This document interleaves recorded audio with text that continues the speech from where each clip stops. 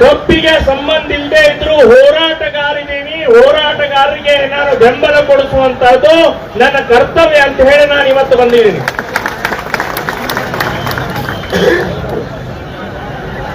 ರೈತರನ್ನ ಇವತ್ತು ಈ ರೀತಿಯ ನೆಲದ ಮೇಲೆ ಕೂಡಿಸಿಟ್ಟು ಮಹಾ ಅಪರಾಧವನ್ನ ಮಾಡಿದರೆ ಇಡೀ ಜಗತ್ತು ನಡೀತಾ ಇರೋದೇ ಈ ರೈತರ ದುಡಿಮೆಯಿಂದ, ಬೆವರಿಂದ ಅಂತ ನೆನಪಿಟ್ಟುಕೊಂಡು ಯಾರು ಈ ರೀತಿಯ ಹೋರಾಟವನ್ನ ಮಾಡದೆ ಅವರ ಮನೆ ಬಾಗಿಲಿಗೆ ಬಂದು ನಿಮ್ಮ ಕಷ್ಟ ಸುಖ ಏನು ಅಂತ ಕೇಳ್ಕೊಂಡು ಬಗೆಹರಿಸಬೇಕಾದಂತ ಸರ್ಕಾರ, ಜನಪ್ರತಿನಿಧಿಗಳು ಇವತ್ತು ರೈತರನ್ನ ನೆಲದ ಮೇಲೆ ಕೂಡಿಸಿದ್ದಾರೆ. ಈ ನೆಲದ ಮೇಲೆ ಕೂಡಿಸಿದಂತ ಸರ್ಕಾರ, ರಾಜಕಾರಣಿಗಳು, ಸಕ್ಕರೆ ಕಾರ್ಖಾನೆಯ ಮಾಲೀಕರಿಗೆ ಧಿಕ್ಕಾರ ಹೇಳ್ತಾ ಇದ್ದೇನೆ ನಾನು. ನೀವು ಹೊಟ್ಟಿಗೆ ಏನ್ ತಿಂತೀರಿ? ಇವತ್ತು ಈ ರೀತಿಯ ನೆಲದ ಮೇಲೆ, ಬೀದಿ ಮೇಲೆ ರೈತರನ್ನು ಕೂಡಿಸ್ತೀರಿ ಅಂತಂದ್ರೆ ನಾಚಿಕೆ, ಮಾನ, ಮರ್ಯಾದೆ ಎಲ್ಲಿಟ್ಟಿದ್ದೀರಿ? ನೀವು ಹೊಟ್ಟಿಗೆ ಅನ್ನ ತಿಂತ ಇಲ್ಲ, ಹೇಳ್ ತಿಂತ ಇರ್ರಿ ನೀವು.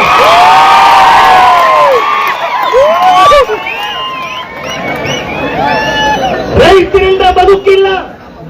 ರೈತರ ಓಟು ಬೇಕು ನಿಮಗೆ, ರೈತರ ಕಷ್ಟ ಸುಖ ಬೇಡವಾ ನಿಮಗೆ?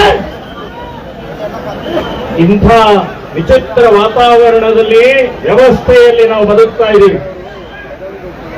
ಬಂಧುಗಳೇ, ಇವತ್ತು ರೈತರು 3,500 ಅಂತ ಹೇಳಿದರೆ ಅದರ ಅರ್ಥ ಸರಿಯಾಗಿ ಯೋಜನೆ, ಅದರ ಬೆಲೆ, ಬೆವರು, ಕಷ್ಟ ಎಲ್ಲವನ್ನೂ ಲೆಕ್ಕ ಹಾಕೇ ಕೇಳಿದ್ದಾರೆ. ಪುಕ್ಕಟೆ ಕೇಳಿಲ್ಲ, ಸುಮ್ಮನೆ ಏನೋ ಒಂದು ಬಂತು 3,500 ಕೊಡ್ರೆ ಅಂತ ಹೇಳಿಲ್ಲ, ಲೆಕ್ಕಾಚಾರ ಮಾಡಿದ್ದಾರೆ. ಇನ್ನೂ ಜಾಸ್ತಿನೇ ಕೊಡ್ಬೇಕು. ಈಗ ಸುಭಾಷ್ ಸಿರ್ಗೂರ್ ಅವರು ಹೇಳಿದ್ರು ಇನ್ನೂ ಜಾಸ್ತಿನೇ ಕೊಡಬೇಕು, ಆದ್ರೂ 3,500 ಕೇಳ್ತಾ ಇದ್ದೀವಿ ಅಂತನ್ನುವಂಥದ್ದು ಹೇಳಿದ್ರು. ಅದಕ್ಕೂ ಮೀನಾಮೇಷ ಎಣಿಸ್ತಾರೆ, ಅದಕ್ಕೂ ಆಟ ಆಡ್ತಾ ಇದ್ದಾರೆ. ಇಂಥ ನಿರ್ಲಜ್ಜ ವ್ಯವಸ್ಥೆ, ಭ್ರಷ್ಟ ವ್ಯವಸ್ಥೆ, ದಿಕ್ಕೆಟ್ಟ ವ್ಯವಸ್ಥೆ, ಇಂಥ ಮಧ್ಯದಲ್ಲಿ ಪ್ರಾಮಾಣಿಕವಾಗಿ ಆ ಇಬ್ರು ನಾಯಕರು ನಿಮ್ಮನ್ನ ಒಗ್ಗೂಡಿಸಿ ಇಡೀ ಕರ್ನಾಟಕವನ್ನ ಅಲ್ಲಾಡಿಸ್ತಾ ಇದ್ದಾರಲ್ಲ, ನಾನು ಅಂಥ ನಾಯಕರಿಗೆ ಸಾವಿರ ಪ್ರಣಾಮಗಳನ್ನು ಹೇಳ್ತಾ ಇದ್ದೇನೆ ನಾನು. ಬಂಧುಗಳೇ, ಹೋರಾಟ ಮಾಡಿ 70 ವರ್ಷ ಆಯ್ತಾ, ಇನ್ನೂವರೆಗೆ ನ್ಯಾಯ ಸಿಗುವಂತ ವ್ಯವಸ್ಥೆ ನಮ್ಮ ಸುತ್ತಮುತ್ತಲಲ್ಲಿ ಇಲ್ಲ. ಇತ್ತೀಚೆಗೆ ಇದೇ ವರ್ಷ ವಿಧಾನಸಭೆಯಲ್ಲಿ ಒಂದು ಬಿಲ್ ಪಾಸ್ ಆಯ್ತು. ಈಗ ನಿಮಗೆ 3,500 ಕೊಡಕ್ಕೆ ವಿರೋಧ ಮಾಡ್ತಾ ಇದಾರಲ್ಲ, ಅವರು ಎಲ್ಲರೂ ಒಂದು ಬಿಲ್ ಅನ್ನು ಪಾಸ್ ಮಾಡಿದರು. ಏನ್ ಬಿಲ್ಲು ಅಂತಂದ್ರೆ, ಈ MLA-ಗಳ ಸಂಬಳ, ಪಗಾರ ಡಬಲ್ ಮಾಡಿದ್ರು. ಅವರ ಭತ್ಯೆ ಇರ್ಬೋದು, ಅವರ ಮನೆ ಬಾಡಿಗೆ ಇರ್ಬೋದು, ಅವ್ರ ಕಾರಿನ ವ್ಯವಸ್ಥೆ ಇರ್ಬೋದು, ಟೆಲಿಫೋನಿನ ವ್ಯವಸ್ಥೆ ಇರ್ಬೋದು, ಲಕ್ಷಗಟ್ಲೆ, ಸಾವಿರ ಅಲ್ಲ ಲಕ್ಷಗಟ್ಲೆ ಡಬಲ್ ಮಾಡ್ಕೊಂಡ್ಬಿಟ್ರು. ಅಲ್ಲಿದ್ದಂತ ಒಬ್ಬ MLA, MLC, ಮಂತ್ರಿ, ಕಂತ್ರಿಗಳು ಬಿಟ್ಟಿಕ್ಕಲಿಲ್ಲ, ವಿರೋಧ ಮಾಡಲಿಲ್ಲ. ಬಡ್ಡಿ ಮಕ್ಕಳು ವಿರೋಧ ಮಾಡಲಿಲ್ಲ ರೀ. ಈಗ ವಿರೋಧ ಮಾಡ್ತಾ ಇದ್ದಾರೆ. ಈಗ ನಿಮಗೆ 3,500 ಕೊಡಬೇಕು ಅಂತಂದ್ರೆ ಅದಾಗೋದಿಲ್ಲ. ಅದು ಫ್ಯಾಕ್ಟರಿಯವರು ಹಾಗೆ ಮೊಲಾಸಿಸಿಗೆ ಸಾಲ ತಗೊಂಡಿದ್ದಾರೆ, ಫ್ಯಾಕ್ಟರಿ ಓನರ್ ಸಾಲ ತಗೊಂಡಿದ್ದಾರೆ ಅಂತ ಹೇಳ್ತಾರೆ. ಏನ್ ಸಾಲ ತಗೊಂಡಿದ್ದೆ, ನಮ್ಮ ಉಪಕಾರಕ್ಕೆ ತಗೊಂಡಿದ್ದೀರಿ, ನಿಮಗೆ ಲಾಭ ಸಿಗತ್ತೆ, ನೀವು ಮಜಾ ಉಡಾಯಿಸ್ತಾ ಇದ್ದೀರಿ. ನೀವು ಸುಮ್ಮನೆ ಸಾಲ ತಗೊಳ್ಳಲ್ಲ. ನೀವು ಫ್ಯಾಕ್ಟರಿ ಸಾಲ ತಗೊಂಡು ಫ್ಯಾಕ್ಟರಿ ಕಟ್ಟಿದ್ದು ರೈತರ ಉದ್ಧಾರಕ್ಕಲ್ಲ, ರೈತರ ಉಪಕಾರಕ್ಕಲ್ಲ. ನೀವು ನಿಮ್ಮ ಉದ್ಧಾರಕ್ಕೋಸ್ಕರ ಮಾಡ್ತಾ ಇದ್ದಾರೆ ಅಂತ ನಾವು ನೆನಪಿಟ್ಕೊಳ್ಳಿ. ಒಬ್ಬೊಬ್ರು ಹೇಗಿದ್ರಿ, ಎಲ್ಲಿದ್ರಿ, ಈಗ ಹೇಗಿದ್ದೀರಿ, ಯಾವ್ಯಾವ ಸಹಕಾರಿ ಸಂಘಗಳನ್ನ ಮುಳುಗಿಸಿದಿರಿ, ಯಾವ್ಯಾವ ಸಹಕಾರಿ ಸಂಘಗಳಲ್ಲಿ ಎಷ್ಟು ಸಾವಿರಾರು ಕೋಟಿ ತಗೊಂಡಿದ್ದೀರಿ, ಲೆಕ್ಕ ಕೊಡ್ಬೇಕಾ? ನಾಟಕ ಮಾಡ್ತೀರಿ, ನಾಟಕ. ವ್ಯವಸ್ಥೆ ಕುಲುಗೆಟ್ಟು ಹೋಗಿದೆ ಬಂಧುಗಳೇ. ಈಗ ನಾವು ಬಹಳ ಎಚ್ಚರಿಕೆಯಿಂದ ಇರಬೇಕು. ನಾಯಕರ ಮೇಲೆ ವಿಶ್ವಾಸ ಇದೆ. ನಾಯಕರಂದ್ರೆ ಇವತ್ತು ನಮ್ಮನ್ನ ಒಟ್ಟುಗೂಡಿಸಿ ಇಡೀ ಕರ್ನಾಟಕ ರಾಜ್ಯವನ್ನ ನೋಡು ಹಾಗೆ ಮಾಡಿದಾರಲ್ಲ, ಆ ಗುರೂಜಿ ಮತ್ತು ಪೂಜಾರಿ ಇಬ್ಬರ ಬಗ್ಗೆ ಪೂರ್ಣ ನಂಬಿಕೆ ಇಡಬೇಕು. 100% ನಂಬಿಕೆ ಇಡಬೇಕು. ಅವರ ಬಾರಿಗೆ ಬೀಳಂದ್ರೆ ಬೀಳ್ತೇವೆ ನಾವು, ಆದ್ರೆ ಅವ್ರು ಏನ್ ಹೇಳ್ತಾರೆ ಅದನ್ನು ಕೇಳ್ತೀವಿ ಅಂತನ್ನುವಂತ ವಿಶ್ವಾಸ ಇರಬೇಕು ವಿನಃ ಯಾವುದೇ ರಾಜಕಾರಣಿಗಳ ಮೇಲೆ ವಿಶ್ವಾಸ ಇಡಬೇಡ್ರಿ. ಬಹಳ ಚಲೋ ಮಾತಾಡ್ತಾರ ಅವ್ರು. ನಮಗೂ ಖುಷಿಯಾಗಿ ಹೊಡೆದೇವ ಚಪ್ಪಾಳಿ ಮಾಡಿರಿ. ನಮ್ಮಷ್ಟು ಮೂರ್ಖರು ಯಾರಿಲ್ಲ. ಮತ್ತ ಅಲ್ಲೇ ಬಿಡೋದು, ಅದೇ ತೆಗಿನಾಗ ಬಿಡೋದು, ಯಾವ್ದು ಬಿಡ್ಲೆ ಮತ್ತೆ ಬಿಟ್ಟಿವಲ್ಲಪ್ಪ ಅಂತ. ಯಾವುದೇ ರಾಜಕಾರಣಿಗಳ ಮಾತನ್ನ ಕೇಳದೆ ಇವತ್ತು ರೈತ ಹೋರಾಟಗಾರರ ನಾಯಕರ ವಿಶ್ವಾಸ ಇಟ್ಟು, ಅವ್ರ ಮೇಲೆ ಪೂರ್ಣ ನಂಬಿಕೆಯನ್ನಿಟ್ಟು ನಾವು ಇರಬೇಕು ಅಂತನ್ನುವಂಥದ್ದು ಹೇಳ್ತಾ ಇದ್ದೀನಿ. ನಮ್ಮನ್ನ ಓಡಿತಾರೆ. ಇವತ್ತು ವ್ಯವಸ್ಥೆ ಹೇಗಿದೆ ಅಂತಂದ್ರೆ, ಸಂಘಟನೆ ಆಯ್ತು ಅಂತಂದ್ರೆ ಅದನ್ನು ಓಡಿತಾರೆ.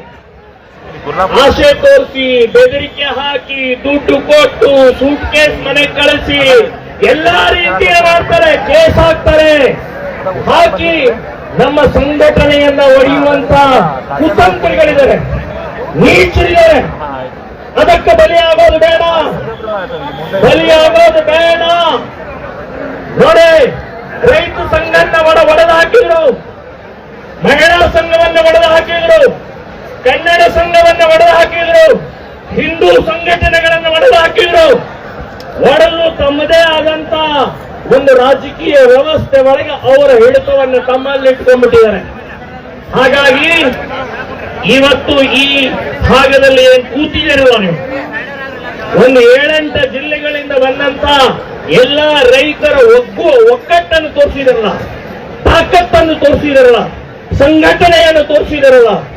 ರೈತರು ಅಂದ್ರೆ ಮಣ್ಣಿನಲ್ಲಿ ಹೇಗೆ ದುಡಿತೀವಿ ಹಾಗೆ ನಿಮಗೆ ಮಣ್ಣು ತಿನ್ನಿಸಕ್ಕೂ ನಮ್ಮ ತಾಕತ್ತಿದೆ ಅಂತ ತೋರಿಸಿದಂತ ಕಂಡಗಳಿಗಳೇನಿದಾರಲ್ಲ, ಇದನ್ನ ಕಾಪಾಡಿಕೊಂಡು ಹೋಗಬೇಕು ಅಂತನ್ನುವಂಥದ್ದು ಹೇಳ್ತೇನೆ ನಾವು. ಸೊ ಈ ಒಗ್ಗಟ್ಟನ್ನ, ನಾಯಕರ ಮೇಲೆ ಇರುವಂತಹ ವಿಶ್ವಾಸವನ್ನ ನೀವು ಕಾಪಾಡಿಕೊಂಡು ಹೋಗಬೇಕು. ನನಗೆ ಸಾಕಷ್ಟು ರೀತಿಯ ಅದರ ಅಧ್ಯಯನ ಸಂಬಂಧಪಟ್ಟಾಗಿ ನಾನು ಅಧ್ಯಯನ ಮಾಡಿಲ್ಲ, ಆದರೆ ನೀವು 3,500 ಟನ್ನಿಗೆ ಕೊಡಬೇಕು ಅಂತನ್ನುವಂಥದ್ದು ಏನು ಬೇಡಿಕೆ ಇಟ್ಟಿದ್ರೆ ಅದಕ್ಕೆ ನಮ್ಮ ಸಂಪೂರ್ಣವಾದಂತಹ ಬೆಂಬಲ ಇದೆ ಅಂತನ್ನುವಂಥದ್ದು ಇನ್ನೊಮ್ಮೆ ನಾನು ಹೇಳಿ, ನನಗೆ ವಿಶ್ವಾಸ ಇದೆ. ಈ ರೀತಿಯ ನೆಲದ ಮೇಲೆ ಕೂಡಿಸಿ ನಮ್ಮನ್ನು ಅಪಮಾನ ಮಾಡಿದಂತಹ ಯಾರ್ಯಾರಿದ್ದಾರೆ ಅವರಿಗೆ ರೈತರ ಶಾಪ ತಟ್ಟತ್ತೆ, ಸರ್ವನಾಶ ಆಗಿ ಹೋಗ್ತೀನಿ ಅಂತನ್ನುವಂಥದ್ದು ನಾನು ಹೇಳ್ತಾ ಇದ್ದೀನಿ. ಎಲ್ಲ ಶಾಪಕ್ಕಿಂತ ರೈತರ ಶಾಪ ಬಹಳ ಕಠಿಣವಾದ್ದು, ಬಹಳ ಉಗ್ರವಾದ್ದು ಅಂತನ್ನುವಂಥದ್ದು ನಾನು ಹೇಳ್ತಾ ಇದ್ದೀನಿ. ಸೊ ನಿಮ್ಮನ್ನು ಸಂಪೂರ್ಣ ಮುಗಿಸೇ ಬಿಡುತ್ತೆ. ಆ ರೀತಿ ಆಗದೆ ಒಳ್ಳೆಯದನ್ನ, ರೈತರ ಕಣ್ಣೀರನ್ನ ಒರೆಸಿ ಅವರ ಮುಖದಲ್ಲಿ ಆನಂದದ, ಇವತ್ತು ಒಳ್ಳೆಯ ಆನಂದದ ಮುಖವಾಗಿ ಮಾಡುವ ಹಾಗೆ ಸರ್ಕಾರ ವ್ಯವಸ್ಥೆ ಮಾಡಬೇಕು ಅಂತನ್ನುವಂಥದ್ದು ಈ ಸಂದರ್ಭದಲ್ಲಿ ಹೇಳಿ, ಇನ್ನೊಮ್ಮೆ ಗುರುಗಳಿಗೆ, ಶಶಿಕಾಂತ್ ಗುರೂಜಿ ಅವರಿಗೆ ಮತ್ತು ಪೂಜಾರಿ ಅವರಿಗೆ ಇಬ್ಬರಿಗೂ ಅಭಿನಂದನೆಗಳನ್ನು ಹೇಳಿ, ಮತ್ತು ಗಂಡಗಲಿಗಳು ನೀವು ಕೂಡ ಯಾವುದೇ ಆಸೆ, ಆಕಾಂಕ್ಷೆ, ಒತ್ತಡ, ಕೇಸು ಜೈಲು ಯಾವುದಕ್ಕೂ ಹೆದರದೆ ಇವತ್ತು ನೀವು ಇಲ್ಲಿ ಕೂತಿದ್ದೀರಲ್ಲ, ಇಡೀ ಸರ್ಕಾರವನ್ನ ಮಣಿಸ್ತಾ ಇರುವಂತಹ ಗಂಡಗಳಿದ್ದಾರೆ. ನಿಮಗೂ ಅಭಿನಂದನೆಗಳನ್ನು ಹೇಳ್ತಾ ಇದ್ದಾರೆ. ಎಲ್ಲರಿಗೂ ಕೂಡ ಒಳ್ಳೇದಾಗಲಿ. ಒಂದು ಮಾತನ್ನು ಹೇಳ್ತೀನಿ, ಆತ್ಮಹತ್ಯೆ ಅಂತನ್ನುವಂಥದ್ದು ಮಹಾಪಾಪ. ದಯವಿಟ್ಟು ಆತ್ಮಹತ್ಯೆ ಮಾಡ್ಕೊಳ್ಳ. ಸೊ ಆತ್ಮಹತ್ಯೆ ಸಾವು ಬರಬೇಕಾದವರು ಯಾರು ಅಂತಂದ್ರೆ ಇವತ್ತು ದ್ರೋಹ ಮಾಡ್ತಾ ಇದಾರಲ್ಲ ಅವರಿಗೆ ಸಾವು ಬರಬೇಕು, ಅವರು ಆತ್ಮಹತ್ಯೆ ಮಾಡ್ಕೊಳ್ಬೇಕು. ಹಾಗೆ ನಮ್ಮ ಹೋರಾಟವನ್ನ ಮಾಡೋಣ ಅಂತನ್ನುವಂಥದ್ದು ಹೇಳಿ ಇನ್ನೊಮ್ಮೆ ಶ್ರೀರಾಮ ಸೇನೆ ಸಂಘಟನೆ ಸಂಪೂರ್ಣವಾಗಿ ನಿಮಗೆ ಬೆಂಬಲವನ್ನು ಸೂಚಿಸ್ತಾ ಇದ್ದೀವಿ. ಮುಂದಿನ ಹೋರಾಟ ನೀವು ಏನ್ ತೋಳ್ತೀರಿ ಅದಕ್ಕೆ ನಾವು ಬದ್ಧವಾಗಿದ್ದೀವಿ ಅಂತನ್ನುವಂತ ಈ ಸಂದರ್ಭದಲ್ಲಿ ಹೇಳಿ ನನ್ನ ಮಾತನ್ನು ನಾನು ಮುಗಿಸ್ತಾ ಇದ್ದೇನೆ.